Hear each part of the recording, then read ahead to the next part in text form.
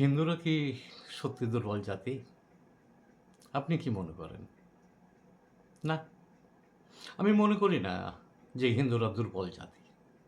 আমি জানি শৌর্য, বীর্যে, জ্ঞানে হিন্দুরা পৃথিবীর শ্রেষ্ঠ জাতি। কিন্তু আজকে বাঙালি হিন্দুদের দেখলে আমার সবথেকে যে জিনিসটা মনে হয়, যে বাংলার হিন্দুরা ব্রিটিশদের বিরুদ্ধে যুদ্ধ করে একটা দেশের স্বাধীনতা ছিনিয়ে আনলো, ভারতবর্ষের স্বাধীনতা ছিনিয়ে আনলো, যার অগ্রণী ভূমিকায় ছিল এই বাঙালি হিন্দু সুভাষ বোস, নেতাজি সুভাষচন্দ্র বোস। শ্রদ্ধার সাথে তাকে স্মরণ করি। এই বাঙালিকে শিক্ষিত করার জন্য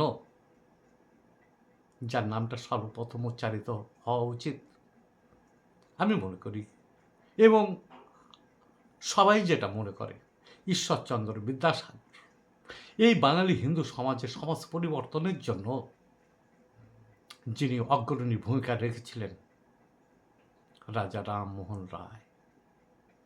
এই বাংলার সাহিত্যকে যিনি অন্যরকম মাত্রায় নিয়ে গিয়েছিলেন, তিনি ঋষি বঙ্কিমচন্দ্র। এরকম যদি আমি নাম বলতে থাকি, হাজারো নাম বলতে পারি, এবং আমি জানি আপনারা সবাই আমার সাথে একমত হবেন, এই বিষয়ে কেউ দ্বিমত করবেন না। তাহলে প্রশ্ন হলো, আজকে বাঙালি হিন্দুদের কেন ছন্ন ছাড়া অবস্থা? তাদেরকে কেন একবার বাংলাদেশ থেকে পালিয়ে ভারতে আসতে হচ্ছে, ভারতের পশ্চিমবঙ্গ, এবং ভারতের পশ্চিমবঙ্গ থেকে পালিয়ে তাদের পার্শ্ববর্তী রাজ্যে যেতে হচ্ছে? কেন? একবারও কি ভাবনা চিন্তা করে দেখেছেন যে কেন এই অবস্থা? হ্যাঁ, এর জন্য দায়ী আপনি, আমি, এবং আমরা সবাই। তার কারণ আমরা আমাদের সন্তানকে একেবারে প্রাথমিক স্তর থেকে ভুল শিক্ষা দিই। এবার আপনি বলতে পারেন, হ্যাঁ, আপনি ভীষণ শিক্ষিত, আপনি সব ধরে ফেললেন, আপনি কি ভুল শিক্ষাটা দিই? হ্যাঁ, আপনি আপনার সন্তানকে এই শিক্ষাটা দেন না, সব ধর্মই সমান। কি দেন কিনা বলেন? মানুষ সব সমান কি বলেন না বলেন না? জীবে প্রেম করে যেই জন সেই জন সেবিছে ঈশ্বর। অর্থাৎ তুমি সকল জীবকে ভালোবাসো, সকল মানুষকে ভালোবাসো। হ্যাঁ, এই শিক্ষা দেন কিনা বলুন?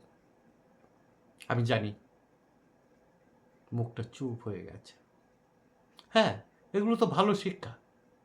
আরে বাবা, ভালো শিক্ষা আপনি দিচ্ছেন, আপনি বলছেন কি সব ধর্মই সমান। যদি সব ধর্মই সমান হতো, তাহলে আপনার বাংলাদেশ থেকে লাথ খেয়ে এই পশ্চিম বাংলায় আসতে হতো না। কি? না না, আমি তো লাথ খেয়ে আসিনি। আমার বাবা চিন্তা করলেন যে কলকাতায় উন্নত জীবন আছে, তাই যাব। আরে মুসলমানদের সাথে আমাদের খুব ভালো সম্পর্ক ছিল। হ্যাঁ, কি বলেন, কি মানবিক তারা! এখনো গেলে তারা আমাদের কি আদর যত্ন করে! হা হা হা। কলকাতার রাজপথে এই জন্য আপনি মিছিল করেন। কি মিছিল করেন? হ্যাঁ, প্যালেস্তাইনের পক্ষে। প্যালেস্তানে কেন? না, বললাম না। আপনি মিছিল করেন এই কলকাতার রাস্তায়, নিরীহ জঙ্গিদের উপরে কেন গুলি চলবে? হ্যাঁ, ভারত সরকার কেন গুলি করবে? কেন পাকিস্তানের জল বন্ধ করবে? হ্যাঁ, তারা কষ্টে আছে। হ্যাঁ, জীবে প্রেম করে যেই জন সব মানুষকে ভালোবাসো। শিক্ষাটা তো এই। যখন মমতা ব্যানার্জি বলেন, মাননীয় মুখ্যমন্ত্রী মমতা ব্যানার্জি, হিন্দু ধর্ম গান্দা ধর্ম, না না, কোনো প্রতিবাদ হয় না। কারণ তিনি মুখ্যমন্ত্রী, তিনি সততার প্রতীক, তিনি ভুল বলতে পারেন না, আপনি এটাই মেনে নিয়েছেন। হ্যাঁ, যখন মুর্শিদাবাদে হিন্দুর ঘর জ্বলে, হিন্দুদের একেবারে গ্রামকে গ্রাম উচ্ছেদ করে দেওয়া হয়, পার্শ্ববর্তী জেলায় যেয়ে তারা আশ্রয় নেয়। তখন বলে নিশ্চয়ই হিন্দুদের কোনো দোষ ছিল, আর নয় তো কেন মারবে? তুমি যদি কাউকে আঘাত না করো, কেউ তো তোমাকে আঘাত করবে না, নিশ্চয়ই তুমি কিছু আঘাত করেছো না।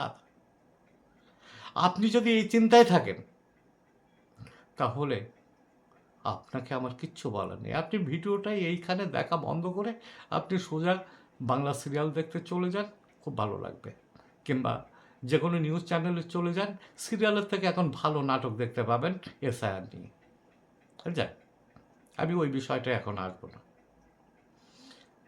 এখন আপনি যে শিক্ষাগুলো দিচ্ছেন, দেখছেন কত বড় ভুল শিক্ষা। কারণ সব ধর্ম সমান হতে পারে না।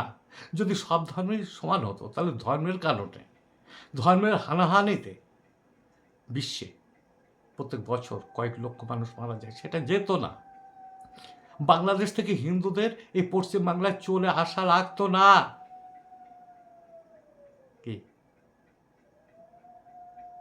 চুপ হয়ে গেলেন? হ্যাঁ, আশা লাগতো না। কারণ ওরা হিন্দু মুসলিম একসাথে থাকতে পারবে না, তাই দ্বিজাতি তত্ত্বের উপরে তারা মুসলিমদের জন্য আলাদা আবাসভূমি পাকিস্তান দাবি করেছিল, এবং সেই পাকিস্তান কায়েম করে তারা যথেচ্ছ লুটপাট যা ইচ্ছা তাই করেছিল।